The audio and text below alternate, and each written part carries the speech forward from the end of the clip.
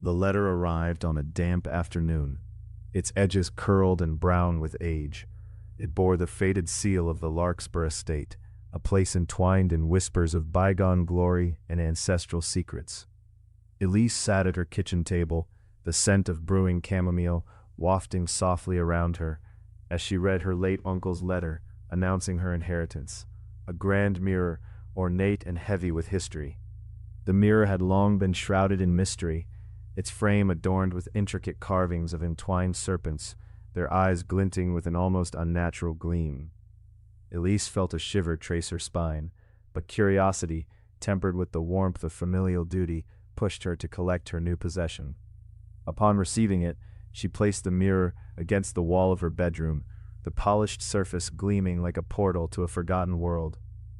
As the sun dipped below the horizon, Elise caught her reflection, but something was amiss. Her image shimmered, a half-second behind her actual movements, as if the glass held its own time. She brushed it off as an oddity, perhaps an effect of age on the glass. But as she prepared for bed, the air around her turned uncomfortably cool, pricking her skin like a whisper of frost. The light above her flickered, casting a jittery shadow of her figure that danced against the wall. Elise shrugged, dismissing the sensation of being watched as a figment of tired nerves. Yet, when she glanced into the mirror once more, her heart thudded painfully against her chest.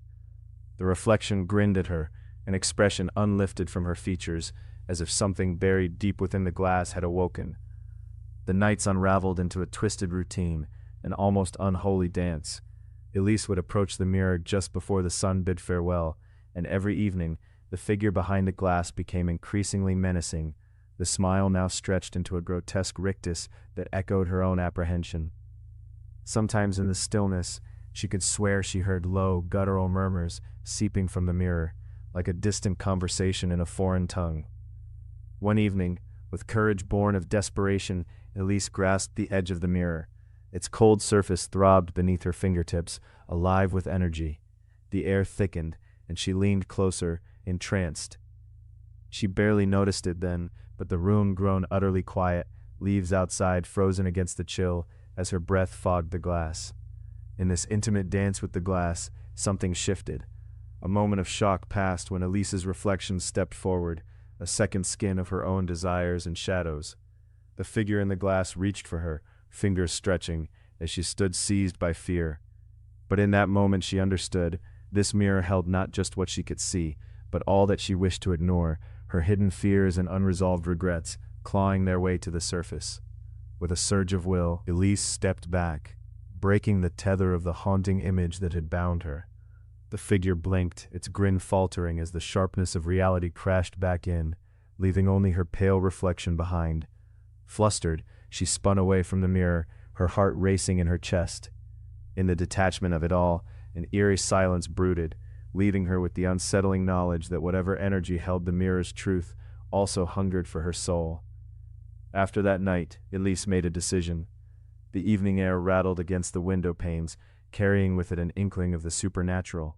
With the mirror covered in a thick cloth, she felt the heaviness lift from her chest, the room returning to a comforting warmth. The whispers faded, and in the cleansing of her space, she saw clarity slink back into her life.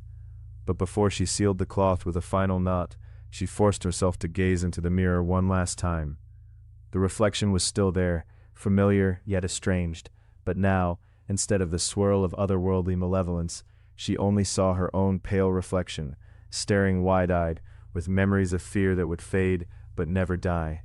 The mirror was locked away in the attic, just another remnant of her uncle's estate, a reminder of what it meant to confront the shadows buried deep within oneself, and the fleeting grasp of time, forever held just behind a thin layer of glass.